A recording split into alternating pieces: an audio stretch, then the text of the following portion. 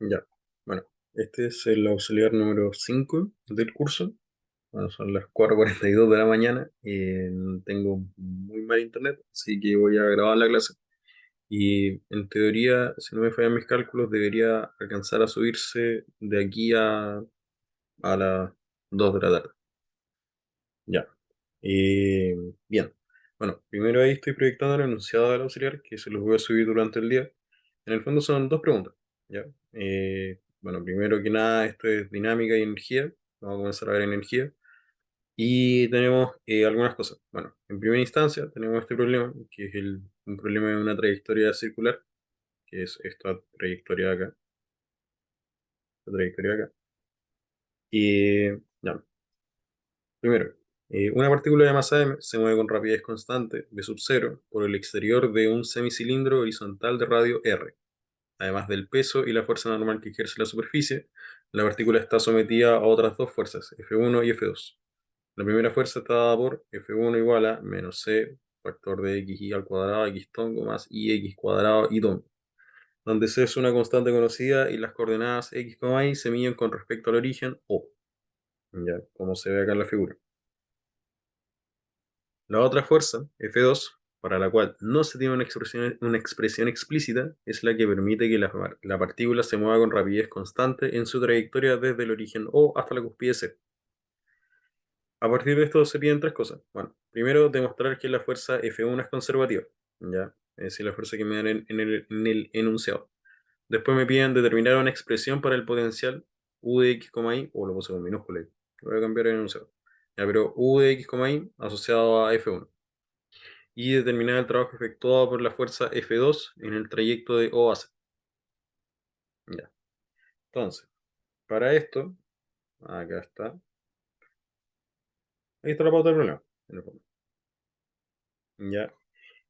Para esta primera parte, lo que primero uno tiene que tener en cuenta es que piden demostrar que la fuerza es conservativa. Ya eso es un concepto que ustedes están aprendiendo ahora. Básicamente que una fuerza sea conservativa significa que el trabajo que hace esa fuerza no depende de la trayectoria. Esa es como la definición. Ahora, hay tres formas matemáticas, como al alcance de lo que tenemos en este curso, para poder demostrar que una fuerza es conservativa. La primera es la forma que, como digo yo, golpea en la mesa, ¿no? Así, golpea la mesa. En el sentido de que la primera es demostrar que independiente de la trayectoria elegida, el trabajo del sistema es el mismo, ¿ya? Eh, ¿Qué significa esto? Básicamente, yo me tengo que dar una curva arbitraria, por ejemplo, una curva C arbitraria, y otra curva C distinta, y demostrar que en el fondo, para cualquier curva, se cumple esta relación. Ya, es decir, la integral sobre esta curva de la fuerza por el diferencial de desplazamiento es constante. ¿Qué significa esto matemáticamente? O más que nada matemáticamente, más que matemáticamente, físicamente. Por ejemplo, imagínense que yo tengo esto. Ya tengo dos puntos. A, B. Ya. Tengo una trayectoria que es una línea recta, por ejemplo. Y tengo otra trayectoria, por ejemplo, que es así. Ya.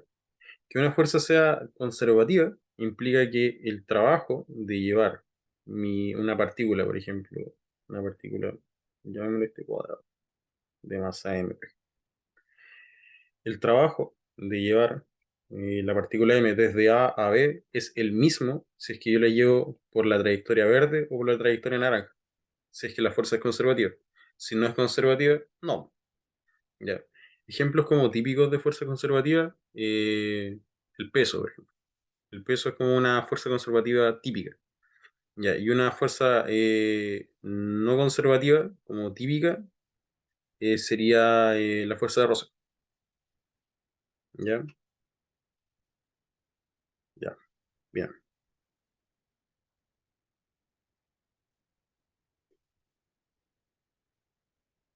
Entonces, seguimos. Ya. La otra forma que hay que demostrar de esto, básicamente, la otra forma posible de demostrar esto es que nosotros le podamos asignar un potencial a la fuerza que estamos trabajando. ¿Ya? Dicho de otra forma, Básicamente, nosotros tenemos una fuerza, tenemos esta fuerza, F. Y lo que nosotros hacemos es asignarle un potencial. ¿De qué forma? El potencial por definición se asocia con la fuerza de la forma menos el gradiente del potencial. Ya, ya, eso. Entonces, bueno, este es el operador gradiente. Acuérdense, si es que no han dado CA, que el operador gradiente en el fondo es una función que lo que hace es agarrar una función que es escalar y me retorna un vector. Ya, eso es el gradiente. Y que por definición es derivar con respecto a cada una de sus coordenadas, a cada una de sus variables, por decirlo así, y obtengo el gradiente. Lo voy a escribir mejor. En el fondo, por ejemplo, du sería esto, básicamente. Du de x, du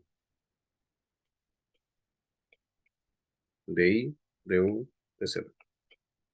Ya. Y eso serían las componentes de la fuerza. Fx, Fi, Fz.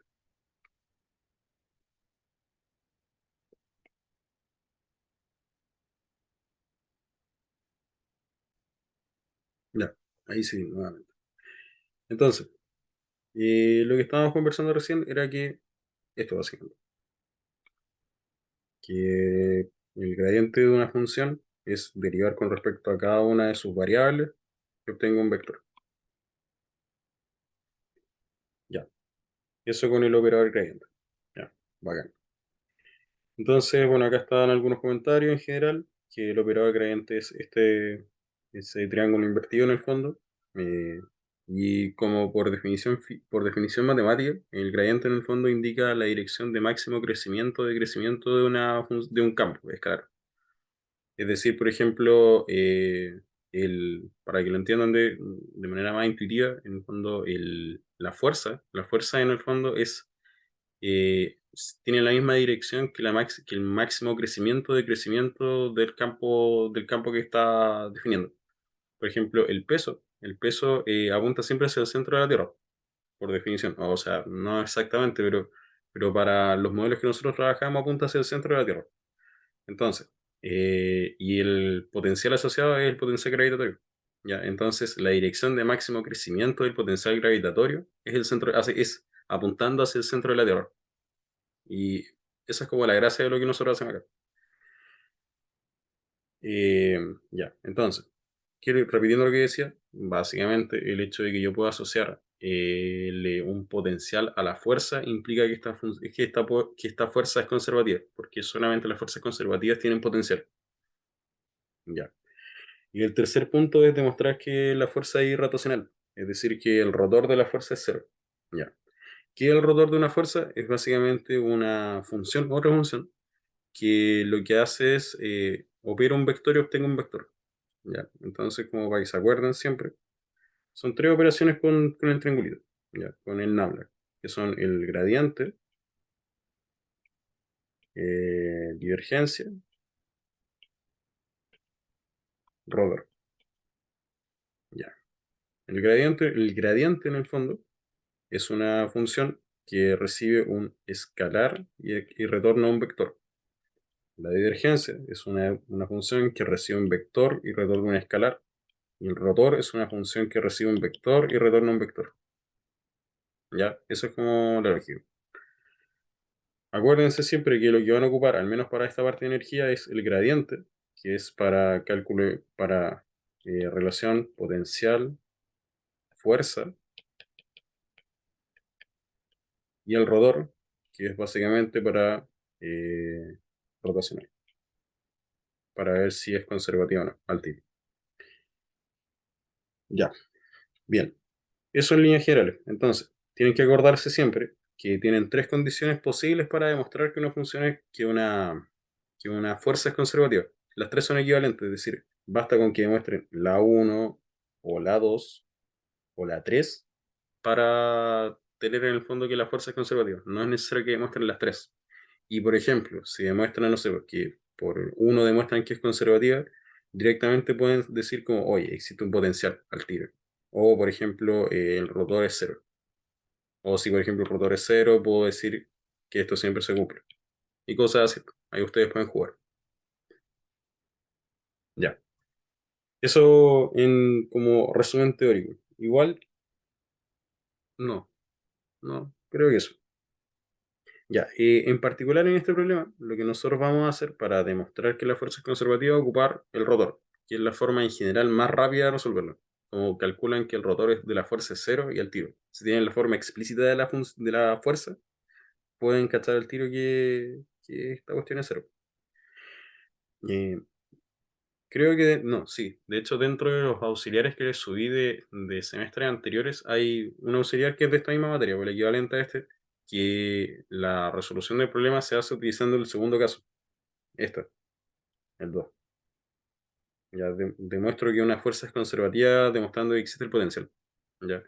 Entonces, si quieren como cachar bien cómo funciona eso, les recomiendo ver ese auxiliar, que es, no me acuerdo, pero eso lo voy a dejar escrito en el foro. Ya, entonces, para que tengan como ambas, pues, tengan como un problema donde lo demuestro como por este concepto, por esta condición, y en este auxiliar que lo demuestro por esta condición.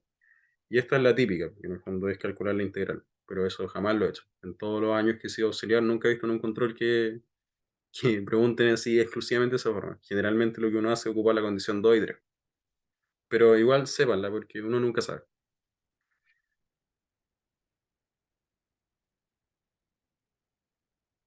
Ya. Entonces, eh, me bien que demostrar que la fuerza es conservativa. Entonces calculamos el rotor. ¿Ya? Hay dos formas de calcular el rotor. ¿Ya?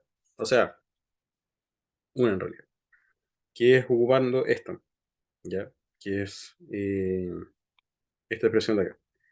¿Ya? El nabla, este nabla de acá, en general, o sea, se define de esta forma. Nabla es igual a esto.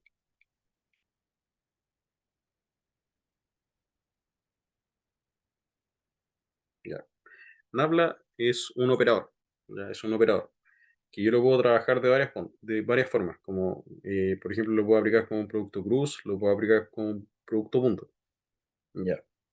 Eh, pero eso básicamente. Y se lo puedo aplicar tanto a escalares como a vectores. ¿Ya?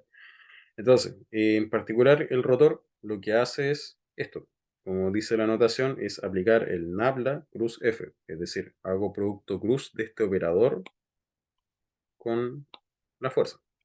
Con Fx, Fi, Fz. ¿Ya? Entonces, y uno para resolver el producto cruz, lo que uno hace es dos formas. Una, primero, bueno, en realidad hay una pura forma, que es hacer esto, en el fondo. Y, a ver, hacer esto. Nabla cruz F es igual a esto. Y, J, K, D, Dx, D, Di, D, Dz. Esto es Fx, Fi, FZ. Ya, hay muchas formas de resolver determinantes. Yo ocupo la forma más carretera posible porque es la única que sé, que es básicamente agarrar este término y calcular ese determinante y después multiplico por eso, menos el siguiente, que es S multiplicado por el siguiente determinante, y así, cambiando los signos. Ya, ¿y cómo se calcula un determinante de 2 por 2? Eh, Ustedes, por ejemplo, consideramos este determinante de acá. Entonces lo que hacen es multiplicar S por S menos este por este. Ya, es lo típico. Ya, entonces eso. Esa es la lógica. Eh, pero ahí como que, nada, la gracia es que cuando ustedes, por ejemplo, hacen el producto entre el operador y la función, lo que obtienen es esto, por ejemplo, d de x por fi es la derivada de x con respecto a x de f de x, ¿ya?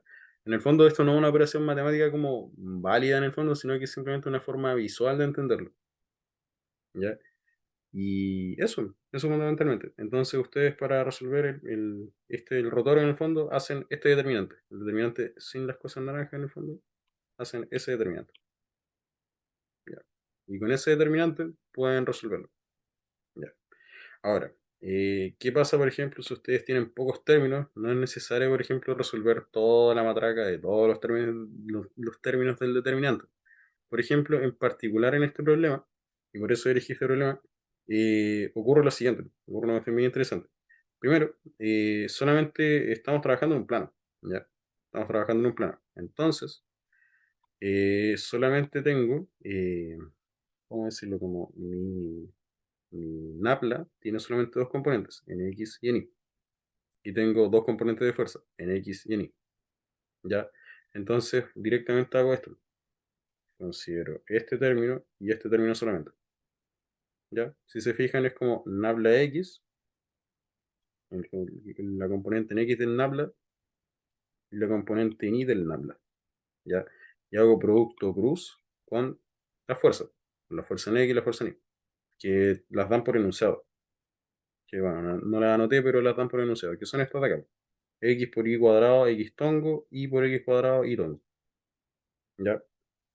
Eso. Entonces, si se acuerdan de la primera clase, lo que nosotros conversamos cuando vimos lo del producto punto y lo del producto cruz es que el producto cruz es el área del paralelogramo que define los dos vectores. ¿Ya? Básicamente,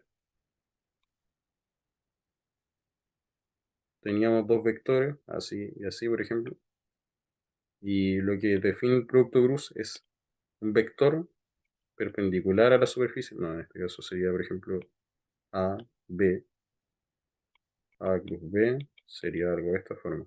Acá, A cruz B. Ah, no, está bien. Por regla a la derecha, punta saca. Un vector que entra al papel cuya magnitud es el área del paralelogramo. Ya eso es el producto cruz.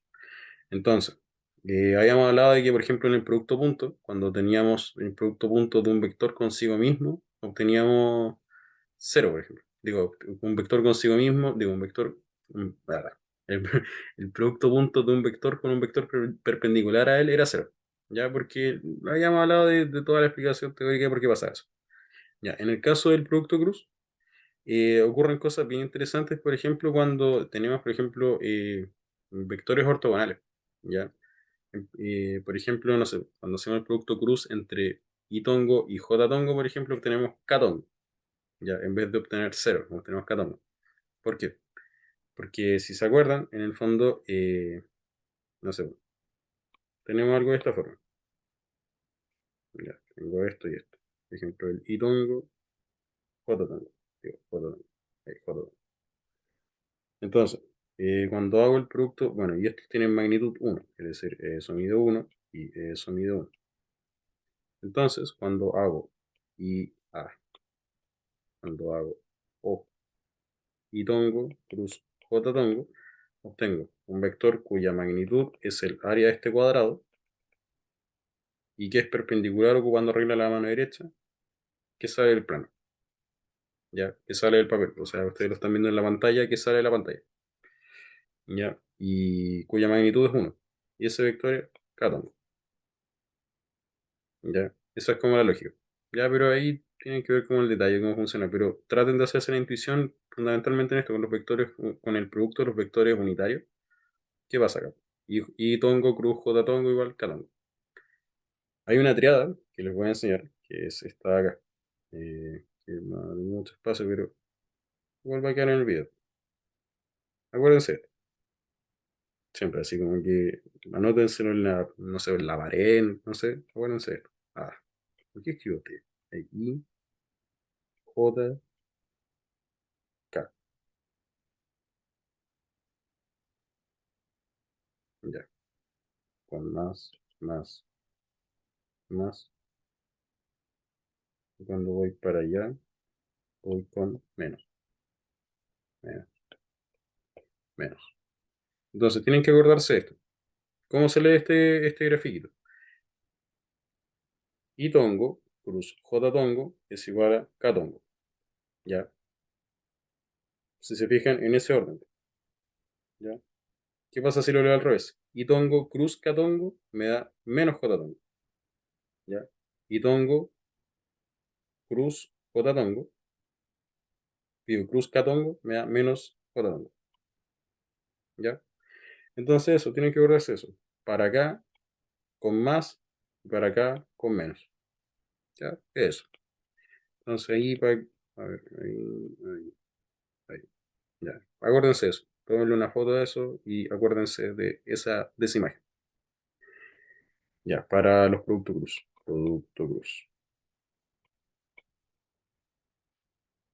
Ya. Entonces, siguiendo con el desarrollo, teníamos lo siguiente. Acá, acá tenemos esto, que es que, ya, la definición, el nabla en el fondo, que era esto, el nabla y la fuerza. Ya, haciendo el producto cruz, ocupando lo que habíamos conversado, X tongo, cruz X tongo, el área entre dos vectores iguales es cero. Ya, X tongo, cruz Y tongo es K tongo. Y tongo, cruz X tongo es menos K tongo, ocupando la regla que habíamos hablado. Y es lo que tenemos acá. El primer término y el segundo término. Por eso el menos de acá. Porque están en orden distinto. Y tongo con X tongo. Y entonces operando, llegamos a esto. Bueno, de esto derivándolo con respecto a X, con respecto a Y, llegamos a lo mismo y demostramos que esta cosa es cero. Ya. ¿Qué es lo que habíamos visto dentro de las condiciones? Que para demostrar que la fuerza es irrotacional, teníamos que demostrar, bueno, por definiciones, que el rotor sea cero. Cuando digo que el rotor sea cero es que es un vector de ceros. Ya, porque habíamos hablado de esto, que el rotor lo que me hace es recibir un vector y retornar un vector. Entonces me entrega un vector de ceros. ¿Ya? Si una de las componentes no es cero, deja de ser irrotacional y no es conservativo. ¿Ya? Estamos. Entonces, eso. Y tenemos lista la parte A. Entonces demostramos que es irrotacional y demostramos por ende que la fuerza es conservativa.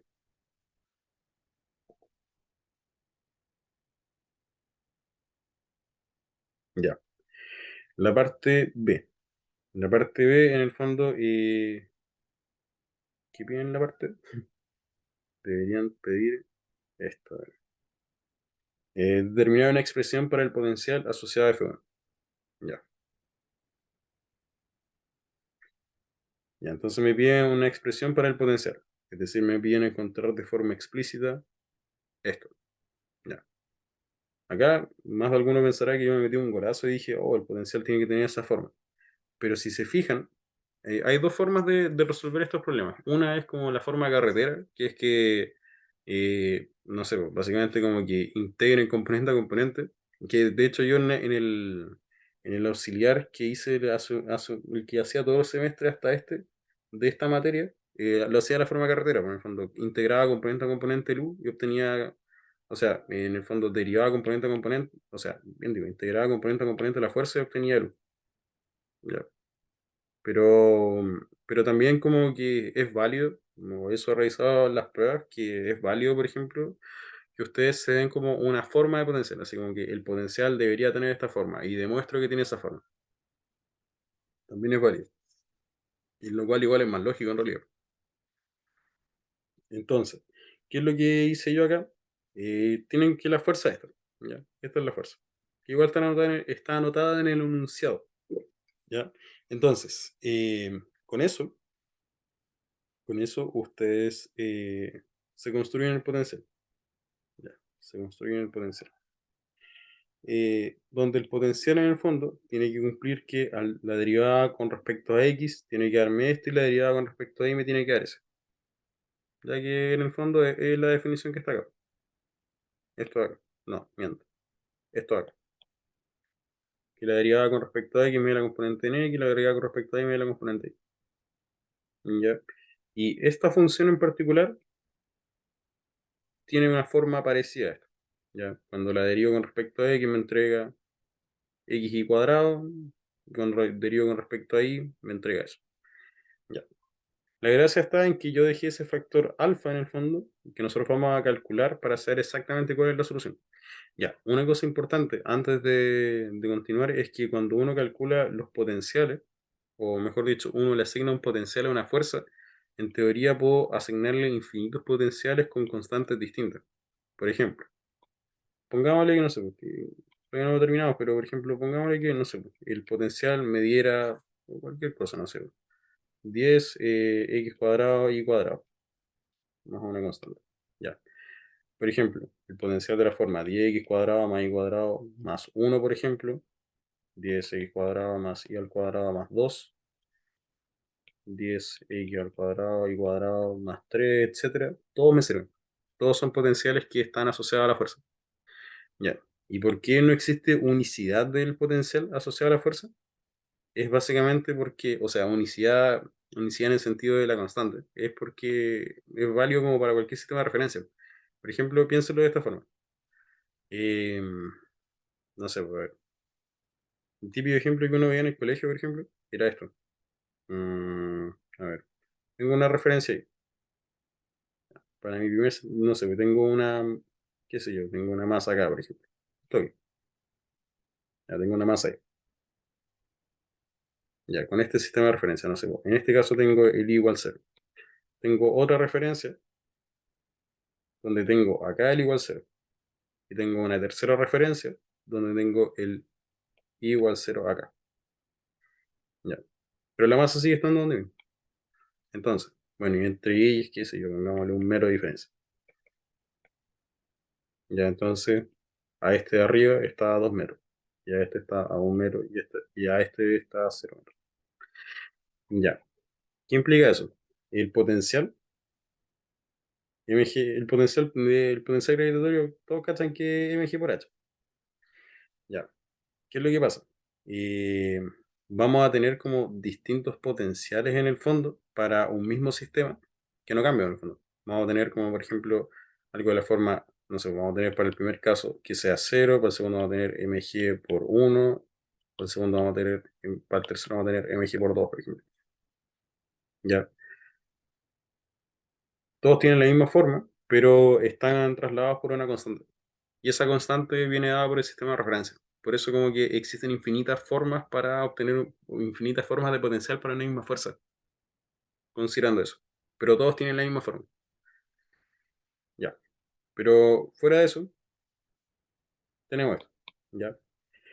Bueno, y ahí está toda la explicación en palabras de lo que acabo de decir. Ya que en el fondo se tiene que cumplir que menos el nabla u, acuérdense siempre del menos. ¿Ya? Menos nabla u igual a la fuerza. Ya. Y se cumple eso.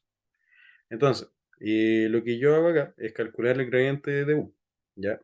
Cada una de las componentes del gradiente, ¿ya? La gracia está en que cada una de estas componentes del gradiente tienen que ser igual a cada una de las componentes de la fuerza, ¿ya? Para poder asociar el potencial. Entonces, lo que hice fue eso, calculé las componentes del gradiente y luego obtuve las iguales a la fuerza, ¿ya? Esto es básicamente el gradiente y esto es la fuerza, ¿ya? Entonces, considerando eso, uno despeja y llega a que el factor alfa, ese factor arbitrario que medí al principio, es C medios. Y el C que es básicamente el factor que acompaña a la fuerza, que está en el enunciado. ¿Ya? Está acá, de hecho. Ahí. ¿Dónde está la definición del F1? Ahí. Ese C. Oh, no se ve eso.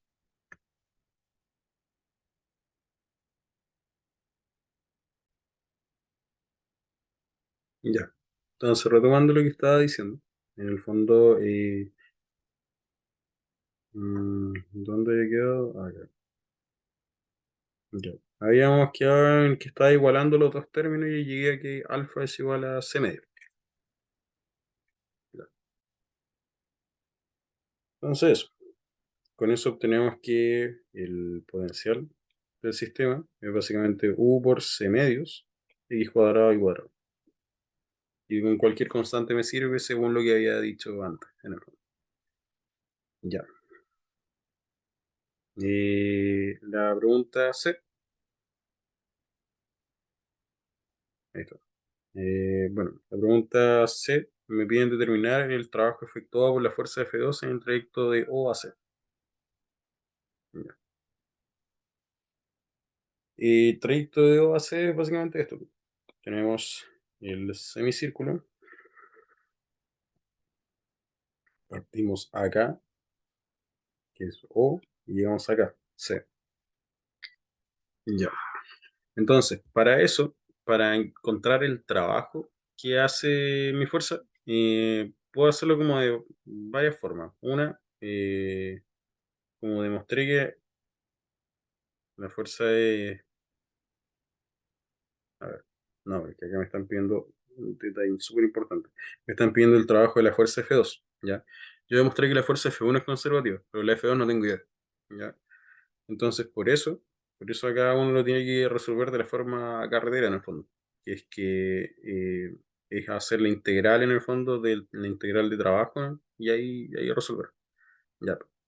Pero en función de eso, lo que vamos a hacer es integrar en el fondo la posición en cada instante de tiempo mientras yo estoy recorriendo esto, acá, hasta acá, para cada instante, ya. O para cada posición también se puede ver. Entonces, aplicando segunda ley de Newton, lo que hago acá es hacer sumatoria de fuerza del sistema. En el fondo. Ya, como es un círculo, reemplazando en coordenadas polares, llegamos a esto en realidad. Ya, me lo salto porque asumo que ya como que más o menos lo cachan, pero de todas formas ahí están las condiciones, pues. O llegamos a un rho constante, el rho punto y rho punto punto son cero, como tengo velocidad radial constante, digo velocidad tangencial constante, digo velocidad tangencial, velocidad constante, tengo que la velocidad angular cumple esa relación y que la aceleración angular es cero. Ya. Entonces, reemplazando la fórmula de coordenadas polares, llegan a esto acá. Ya, entonces, luego, bueno, hacemos la sumatoria de fuerzas. Las fuerzas que actúan son F1, F2 y el peso. Ya, en esta dirección. Ya, eso. Luego, reordenando lo que hago es despejar el F2. Ya, despejo el F2. De acá. Entonces obtengo el peso, la fuerza, menos la aceleración centrípeta por la masa. Ya. Por definición, entonces el trabajo de la fuerza, lo que hemos conversado. En el fondo, el trabajo que hace una fuerza arbitraria es esta integral, la integral de F2 por dr, que es la primera condición en el fondo, para calcular, bueno, esto es para demostrar que la fuerza es conservativa, pero en general para calcular el trabajo calculo esto. Ya, bien. Entonces, está esa definición. Ya. Mm. Se tiene entonces que bueno, para poder resolver esta integral, tenemos que calcular dos cosas importantes. Bueno, una, calculamos el F2, lo despejamos en función de otros términos que son conocidos para integrar, y nos falta, ya tenemos el F2 y nos falta el dr. Ya, el dr, en el fondo, cumple lo siguiente, que es que es la velocidad por el diferencial de tiempo. Y tenemos que la velocidad, nosotros la calculamos, la tenemos acá.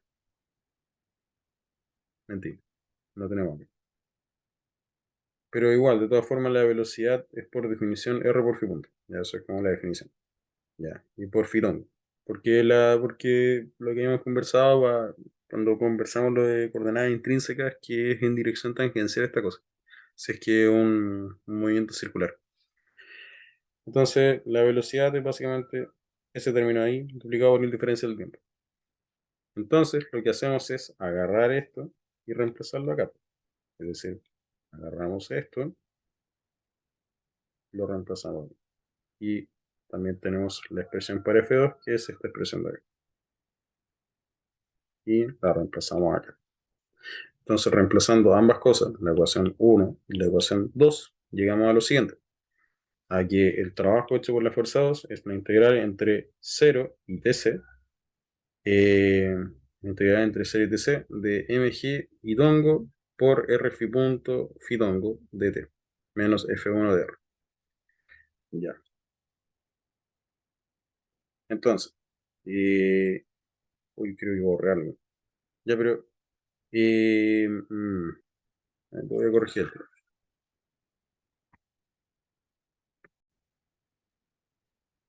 Ya. Y ya. Entonces, no, no me falta nada. Pura que sí. Lo que sí, bueno, habíamos conversado de esto, digamos acá, en el TC. Entonces, en particular hay una cosa importante que no la anoté, pero si es que quedara la duda. Eh, ya, integrando entre 0 y TC, la fuerza por el DR. ¿Ya? Eh, ya, donde la fuerza del DR es básicamente esto. La fuerza que es esto de acá y el DR que es esto de acá. Entonces, ¿qué es lo que pasa? Acá en integrales entre 0 y TC. TC es básicamente el tiempo que me demoro en llegar desde 0 a 0.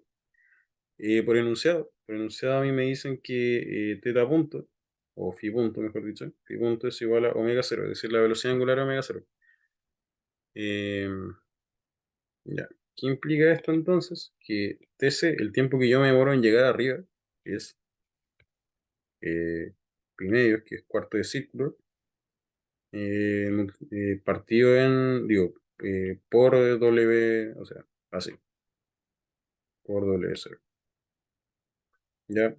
¿Por qué? Porque esto es como, esto es la frecuencia, por decirlo así, la frecuencia, el número de vueltas, o sea, sería esto, en el fondo. F es igual a, o 2pi por F es igual a omega, ¿verdad? Entonces F es igual a omega partido en 2pi.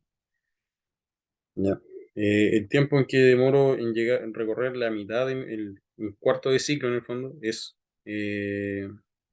bueno, y el periodo entonces sería t igual a 2pi partido en omega. Ya, yo estoy buscando el tiempo que me demoro en un cuarto. Ya, en un cuarto del ciclo de circunferencia. Entonces, de un cuarto, por decirlo así, es igual a 2pi partido en omega por 4. Eso es pi partido en omega. Ya. Y lo repito, en el fondo, ¿qué es lo que hice? Utilizando que tengo que la frecuencia, en el fondo, la frecuencia angular es la frecuencia angular, o el omega, la rapidez, la velocidad angular, que es lo mismo, es igual a 2pi por f. Entonces, como f es igual a omega partido en 2pi, y el inverso de f es t, que es 2pi partido en omega, entonces tenemos que el tiempo que me demoro, esto es el tiempo que me demoro en dar la vuelta entera. Tiempo en dar la vuelta entera. En vuelta entera. Dar vuelta entera. Ya, y este es el tiempo en que doy un cuarto de vuelta. Es decir, llego a los 90 grados. Sería el t partido en 4. Yo obtengo pi medios por omega. Entonces el TC es básicamente pi medios por omega cero. ¿Ya? Bueno, aparte, Fitongo, este Fitongo acá lo paso a cartesiana. ¿Para qué? Para poder operar con el Itongo. Entonces, tenemos lo siguiente. El Fitongo es básicamente esto: seno omega cero t por x tongo más coseno omega cero t por y tongo. ¿Ya? Eh, que esto es como por definición está en el formulario de mecánica que le subí. Creo que si no me falla, debería estar F. Sí, no, sí está. Sí está. Eh, ya. Además, bueno, teníamos la expresión de acá. Para calcular esta integral de acá, usamos que F1 es conservativo, porque lo demostramos antes. ¿Cuál es la gracia? Como es conservativa, el trabajo hecho entre un punto y otro es simplemente la diferencia potencial. ¿Ya? Recordando que menos nabla por U, digo, recuerden esto: F es igual a menos nabla U. ¿Ya? Siempre acuérdense de ese menos. Por eso este quedó como un más, ya, cuando calculé esto. Porque acá está como un menos. Y por esta relación pasa a tener un más. Ya. Entonces, cuento corto, hago la integral de la fuerza con respecto al desplazamiento y obtengo esto. Ya, obtengo básicamente U en RR menos U en 0,0. Ya, es decir, ¿qué es lo que estoy diciendo? En este caso, estoy diciendo esto. Estoy acá a la circunferencia. Este es el punto 0,0 y este es el punto R,R. Ya, entonces calculo la diferencia potencial entre este punto y este punto. Ya, ¿por qué ese R,R? Porque esto es el radio y esto también es el radio. Ya, por eso. Donde el trabajo de F2, entonces, reemplazando esto, básicamente. Ya. ¿Por qué? Porque si se fijan acá tengo un itongo, y tongo punto x tongo es 0 y tongo por y tongo es 1. Ya. Eh, y reordeno términos y llego a esta expresión de acá y a esta expresión de acá. Entonces ahí estamos check. Entonces luego lo que hacemos es calcular la integral en el fondo entre 0 y tc, donde habíamos hablado de que tc era básicamente pi partido en 2 omega. Entonces llegamos a esto, acá. ¿Ya? Y eso, entonces, bueno, donde nosotros tenemos la forma explícita del potencial, que viene a ser esto de acá. Esta es la forma explícita del potencial. Acá. Esta es la forma explícita. Entonces, con esa forma explícita, yo calculo, lo evalúo en 0,0 y en RR, y llego a esta expresión de acá. A esta expresión de acá. Ya. Luego, reordenando un poco de términos, llegamos a esto. Bueno, en realidad calculando el seno de pi medios, que es 1. Y eso. Entonces ahí tenemos el trabajo de la fuerza 2. Ya. Sería interesante, por ejemplo, ver si la fuerza en cuestión es conservativa o no. Eso ahí lo podrían ver. Ya, pero da lo mismo. Ya. Estamos check. Entonces, la P2. Ahora. La P2. Eh, ya. Eh, demasiado. Mm, a ver, sí, sí. Ya, entonces, estábamos acá. Ya. Y la segunda pregunta es una pregunta que se repite harto, así que échale una mirada, que es la pregunta del cono invertido. ¿Ya? En el fondo, ¿qué es lo que pasa acá? Y tenemos lo siguiente: en el fondo es un cono invertido, el cual tiene una masa con un ángulo de 60 grados y hay que calcular algunas propiedades asociadas a esto. Ya, bueno, tenemos una partícula de masa m que se mueve sin roce por el interior de un cono invertido hueco, cuya generatriz forma una vertical con un ángulo de 60 grados.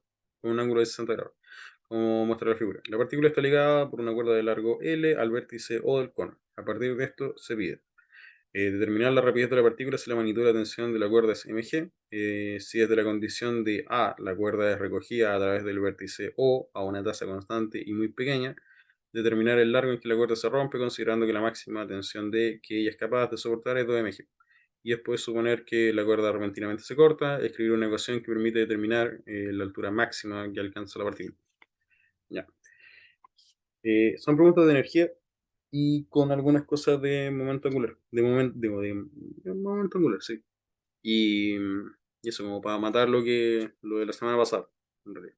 Bueno, miento, no lo de la semana pasada, lo del miércoles. Eh, ya. Entonces, ya este es cortito, así que estamos casi listos.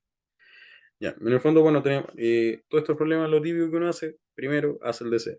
Ya, tenemos tres fuerzas en el fondo. Oh, nos dibujé una tercera fuerza que es la tensión, pero la dibujo al tiro.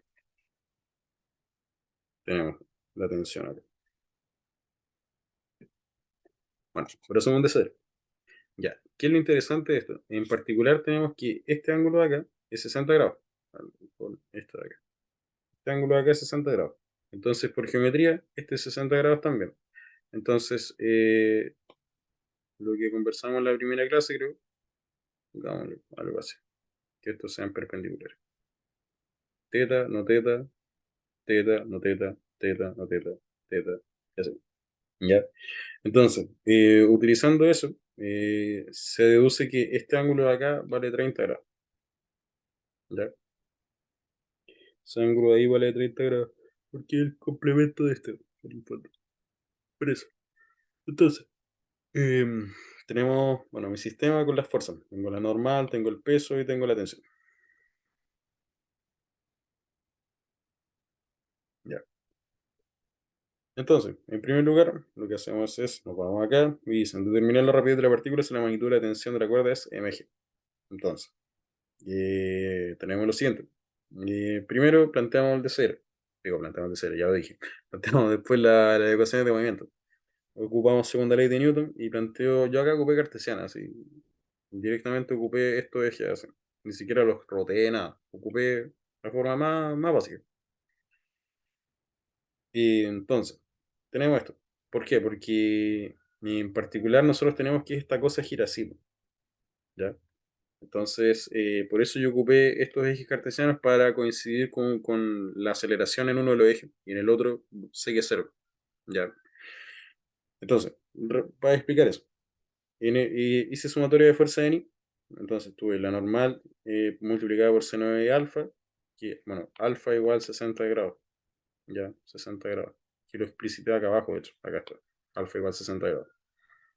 Entonces, n por seno de alfa menos mg menos mg coseno de alfa. Porque te dicen que en el fondo la tensión máxima que aguanta esta cosa es mg. Y la aceleración en i es cero. ¿Por qué? Porque no sube ni baja. Esto. Ya. En x, en cambio, tenemos n por coseno de alfa, mg seno de alfa, nuevamente la componente de la tensión, dado que aguanta un mg solamente. Y tenemos la aceleración en la dirección radial, ya que es mv 0 cuadrado, L max. Ya.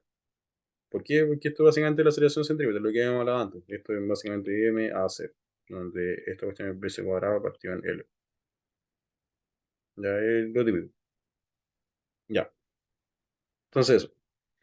Tenemos ya la ecuación en I y la ecuación en X. Bueno, como alfa igual 60 grados, por trigonometría, eh, seno de alfa es raíz de 3 medios y coseno de alfa es un medio. Ya, si no se acuerdan, siempre lo que yo hago, cuando no me acuerdo, que pasa de repente, uno dibuja un triangulito. Dibuja el triangulito. Pongámosle 60, 30. Ya.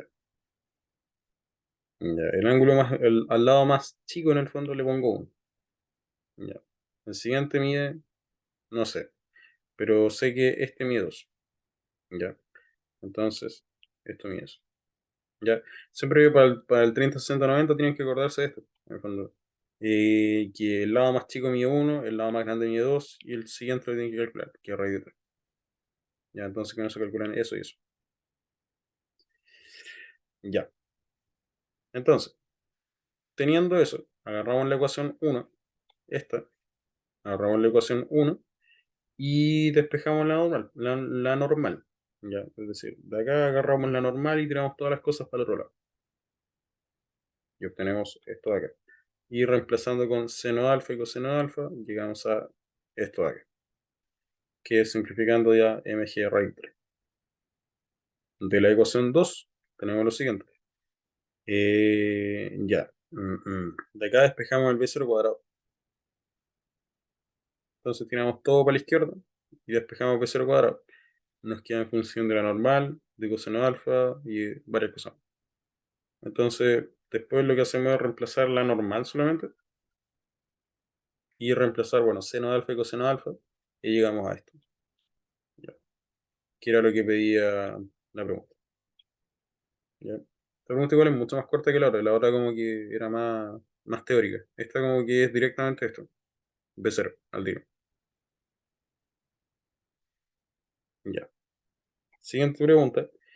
Nos dice, siguiente la condición de A, la cuerda es recogida a través del vértice O a una tasa constante muy pequeña. ¿Para qué les digo que es una tasa constante muy pequeña? Para obviar como efectos como, por ejemplo, que por impacto, por ejemplo, se rompa la cuerda. ¿Ya? La tiramos como de forma tan despacio que no va a fallar por eso, sino que va a alcanzar su resistencia máxima. ¿Ya? Considerando que la resistencia es de 2 mg. Entonces, el único efecto que sobre fuerza que tiene esto, aparte, no sé, pues, por ejemplo, el hecho de irla trasladando no va a afectar como su resistencia. Es como por eso. ¿Ya? De hecho, hay toda una teoría en realidad como de prevención de impacto, cuestiones así, pero si a alguien más le interesa, igual como que me pueden preguntar. Pero eso, es básicamente por eso. Ya. Bueno, lo importante, me fui por la rama. ¿Qué preguntaban? El largo en el que se rompe la cuerda. Ya. Entonces, acá planteamos segunda ley de Newton en dirección redondo. Ya. Acá yo normalmente me gusta hacer estas cosas, que es como, por ejemplo, en una parte de la pregunta ocupar un sistema de coordenadas, en otra parte ocupar otro y así. Por ejemplo, en el control no le subió la pauta, creo. Bueno, es que igual la profe la tiene que revisar por si es que hay algún detalle, pero no debería. Y en el control yo utilicé, por ejemplo, para la P3 la pregunta de la parábola. En intrínseca, y una parte se hacía con intrínseca y el resto lo hice con cartesiana. Por ejemplo, hice la P3, la parte A, B, la hice con intrínseca y la parte C la hice con cartesiana. Entonces, como que siempre es válido cómo hacer eso, como que realmente algunas partes de la pregunta salen más rápidas hacerlas con un sistema de coordenadas y otras con otro sistema de coordenadas. ¿Ya? Como es este caso, de hecho, también. Así que como que no se casen solamente con un sistema de coordenadas, pero tampoco como que se esfuercen a cambiar siempre el sistema de coordenadas. Ahí como que traten de ir formando criterios como para ir resolviendo los problemas. Ya, entonces, acá lo que hice fue plantear segunda ley de Newton en R tongo. Entonces, uf, entonces, en R tongo. Ya, pero eso, lo típico, R tongo para acá. Ya, R tongo para acá. Y teta tongo que entra al plano. Ya, entonces, en R tongo tenemos, bueno, la aceleración en R tongo, que es fórmula esto, que es fórmula. Y tenemos las fuerzas que actúan, la proyección del peso y la tensión. ¿Ya? ¿Por qué? Porque, como les dibujé acá, en este dibujo un poquito contaminado, la tensión actúa en la dirección radial, ¿ya? Y una proyección del peso. Esa proyección se tira para acá, ¿ya? Entonces, estamos. Ambas, por supuesto, opuestas de retongo porque el retongo apunta hacia allá. Y todas estas cosas apuntan hacia allá. Ya, bien. Bueno, usando las condiciones de enunciado, tenemos que R punto es cero, teta punto es cero. Y acá lo que hice fue construir. Oh, ¿qué hice? Ahí hice.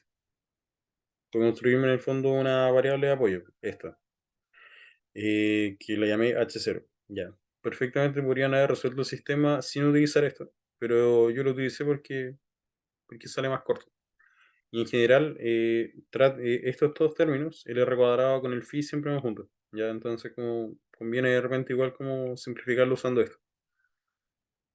Ya. Pero eso. Entonces acá despejé el phi punto y obtuve eso. Y se verá que sea estas cosas. Entonces esa es como la gracia. Ya. Ya, para ir terminando. Entonces lo que hago es reemplazar. En el fondo lo que hice acá fue despejar el T. Despejar el T de acá y tiré este término, lo tiré hacia allá y despejé el T. Acá, tuve el T. Ya. ¿Qué más?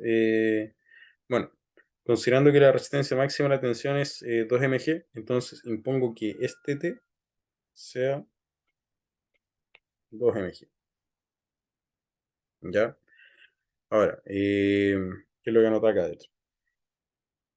NR igual a R.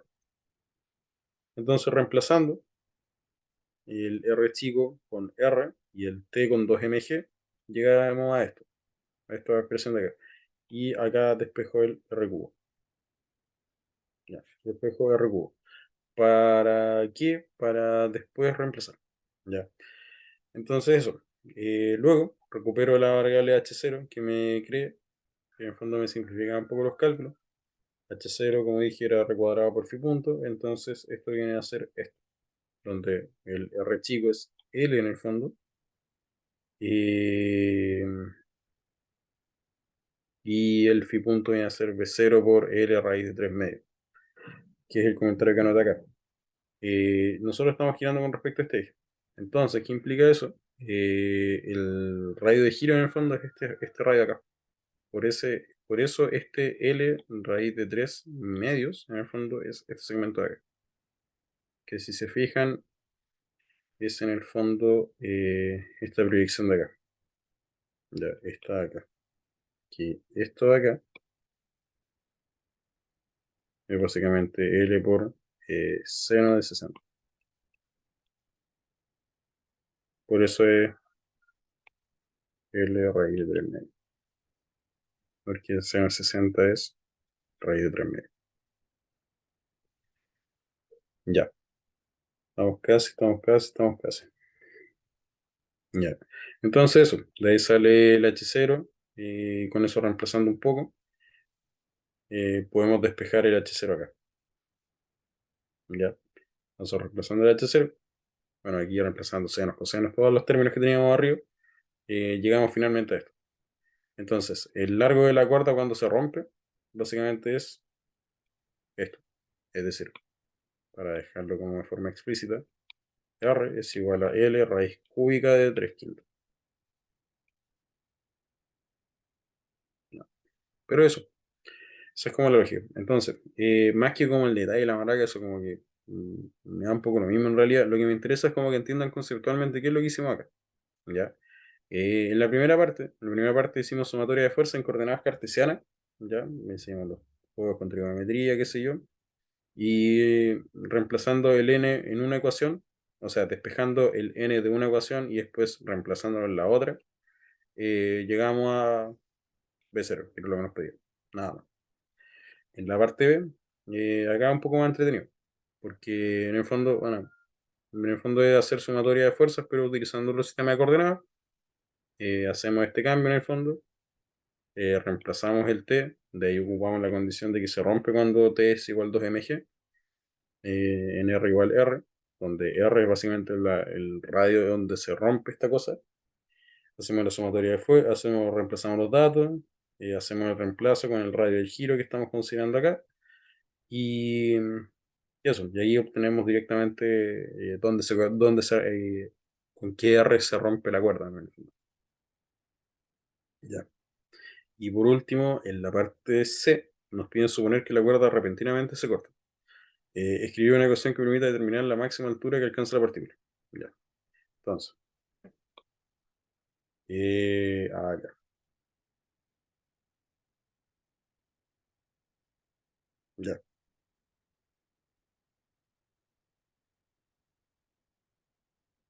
Entonces, para esto se usa, claro, conservación de energía mecánica total. Ya. Donde, bueno, conservación de energía en realidad y conservación de momento angular. Ya.